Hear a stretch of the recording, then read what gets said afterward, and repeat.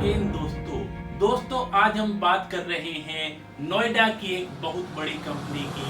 उसके जो एमडी थे मिस्टर राव, वो हर महीने सेकंड सैटरडे को एक सेमिनार रखते थे और सेमिनार में वो अलग अलग टॉपिक पे चर्चा करवाते थे। दिसंबर में जो सेकंड सैटरडे आया उसमें उन्होंने टॉपिक रखा ईश्वर कैसे दिखते हैं, कहाँ तक दिखते हैं और करते क्या हैं।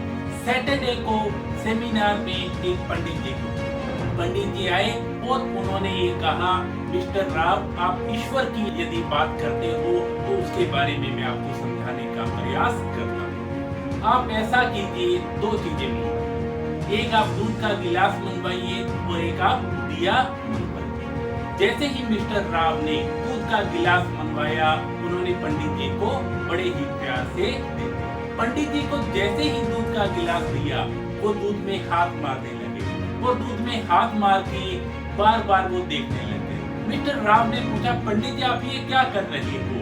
तो उन्होंने कहा, मैं दूध में मक्खन को देख रहा हूँ, इसमें मक्खन कहाँ है? तो मिस्टर राव ने कहा, पंडित जी आप कमाल करते हो, मक्खन ऐसे थोड़ी दिखेगा। पहले दूध से दही जमाई जाएगी और दही को मथा जाएगा, उसके बाद ही हमें मक्खन दिखाई देगा। तो पंडित जी ने कहा, ईश्वर भी ऐसे थोड़ी दिखाई देगा। जब आप ध्यान, पूजा, अच्छे कर्म करोगे तब आपको अपने आप ही ईश्वर दिखाई दे जाएगा। फिर उन्होंने ये कहा कि ईश्वर कहाँ तक देखता है? मिस्टर राव ने पूछा। तो पंडित जी ने कहा, दिए को जलाया जाए। जैसे ही दिया जलता है, चारों ओर रोशनी हो जाती है, चारों ओर जगमग हो जाती है, चारों ओर प्रकाश हो जाता है। तो पंडित जी ने कहा, जैसे दिए का प्रकाश चारों ओर फैल रहा है, वैसे ही ईश्वर भी आपको हर जगह देख रहा है। इसलिए आप हमेशा अच्छे कर्म कीजिए। ये मत सोचिए कि मुझे वो देख रहा है या नहीं देख रहा।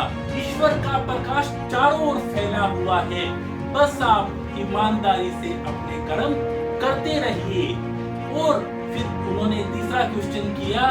तब उन्होंने ये कहा कि आप मुझसे जो ये क्वेश्चन कर रहे हैं, राजा बन के कर रहे हैं, गुरु बन के कर रहे हैं या शिष्य बन के कर रहे हैं?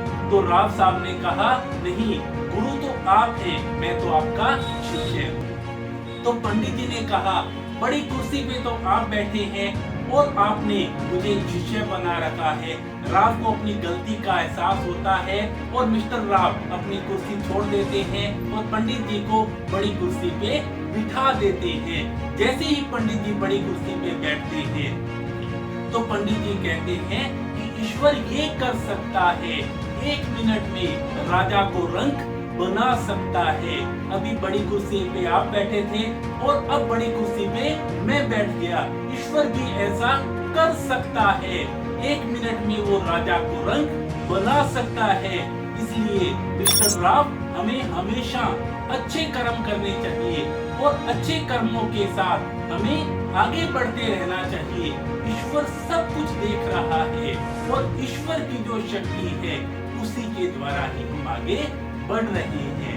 क्योंकि किसी ने कहा था, रोज हमें अरदास करनी चाहिए, शुक्राना करनी चाहिए, क्योंकि जहाँ पे हमारी शक्तियाँ खत्म हो जाती हैं, वहाँ पे जो गुरु की कृपा है, ईश्वर की कृपा है, वो शुरू हो जाती है।